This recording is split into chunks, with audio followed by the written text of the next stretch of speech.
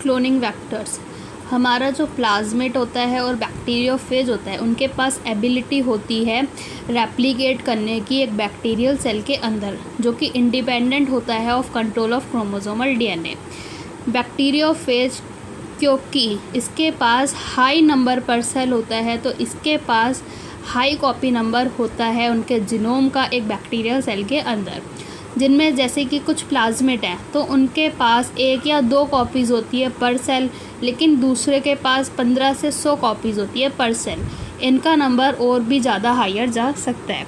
अब हमें अगर एक एलियन पीस ऑफ डीएनए को लिंक्ड कराना है बैक्टीरियोफेज या प्लाज्मिड डीएनए के साथ, तो हमें उसके नंबर को मल्टीप्लाई करना पड़ेगा to the copy number of plasmid या फिर बैक्टीरियोफेज के।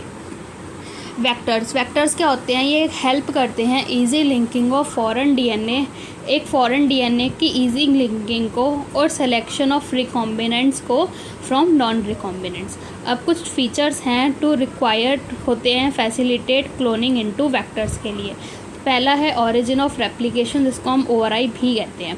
ये एक ऐसा सीक्वेंस है जहाँ से रेप्लिकेशन स्टार्ट होता है और कोई भी एक डीएनए का पीस जब इस सीक्वेंस के साथ लिंक्ड होता है तो वो रेप्लिकेट हो जाता है एक होस्ट सेल के अंदर।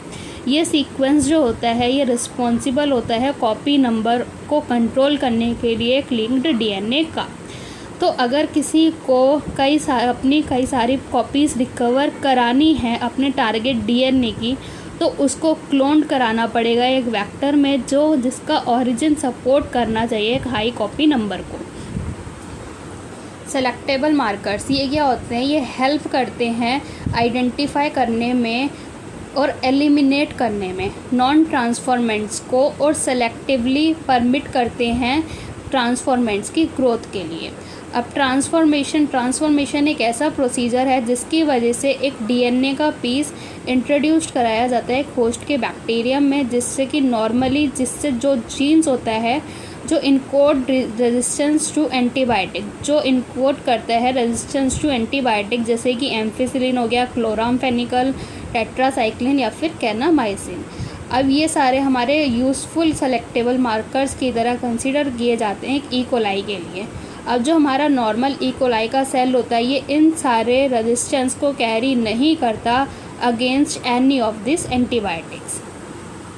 क्लोनिंग वेक्टर्स, अगर हमें एक एलियन डीएनए के वेक्टर को लिंक कराना है तो हमें we need to have very few.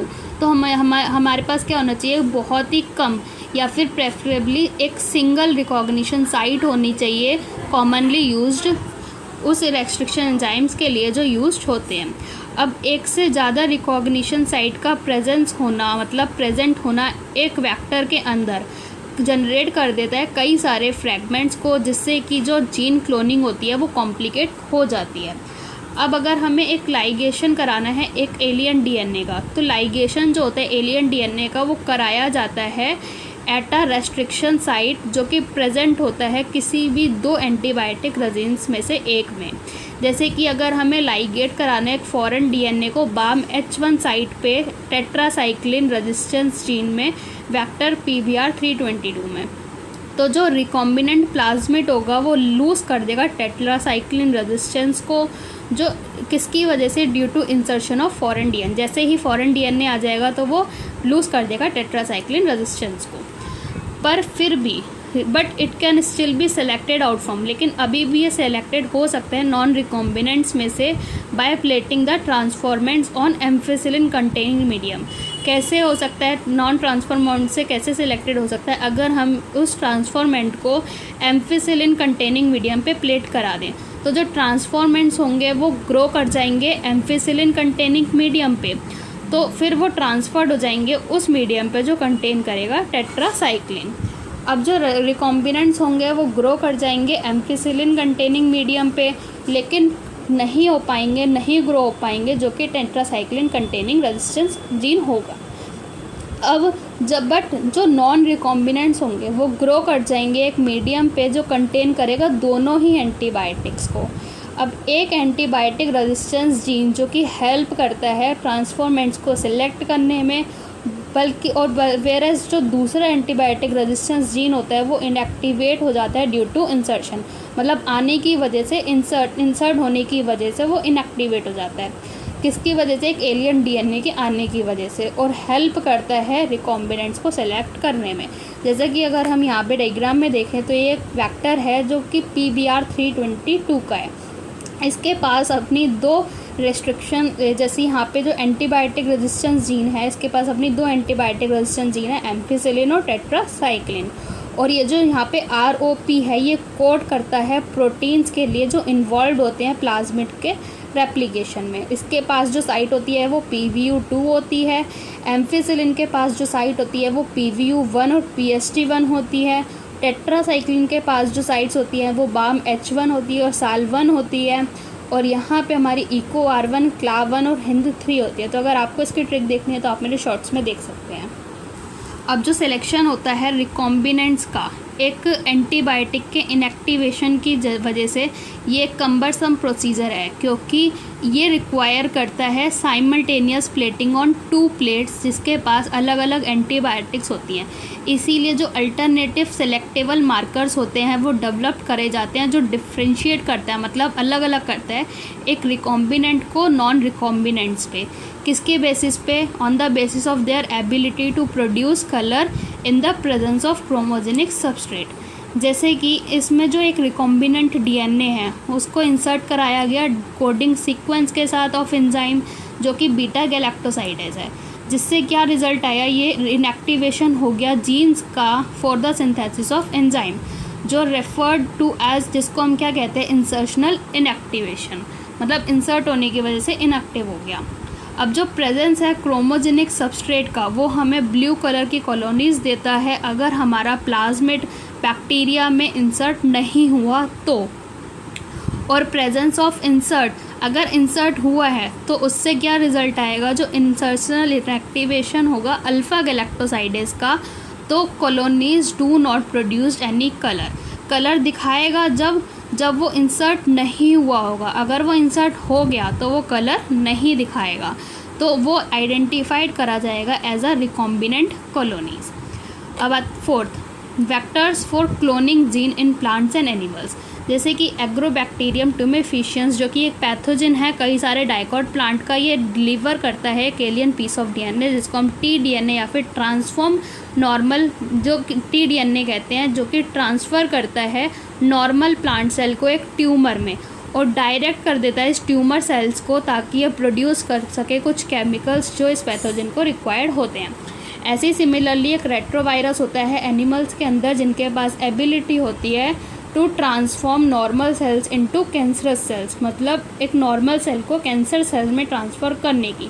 अब ये जो आर्ट है इस डिलीवरिंग जीन्स बाय पैथोजन एक यूकैरियोटिक होस्ट में जनरेटेड होती है by the knowledge to transform these cells of pathogen into useful vectors for the delivering gene of interest to humans। अब जैसे कि हमारा जो TI प्लाज्मिड होता है एग्रोबैक्टीरियम ट्यूमेफिशियन का, ये मॉडिफाइड किया जाता है क्लोनिंग वेक्टर में, जो कि अब नो मोर पैथोजेनिक, मतलब अब जो कि अब और ज़्यादा प्लांट्स के लिए पैथोजेनिक नहीं है, लेकिन अभी भी ये यूज़ करा जाता है as a mechanism to deliver gene of our interest, मतलब हमारी इंटरेस्टेड जीन को डिलीवर करने में यूज़ करा जाता है अभी भी इनटू वैरायटी ऑफ प्लांट्स।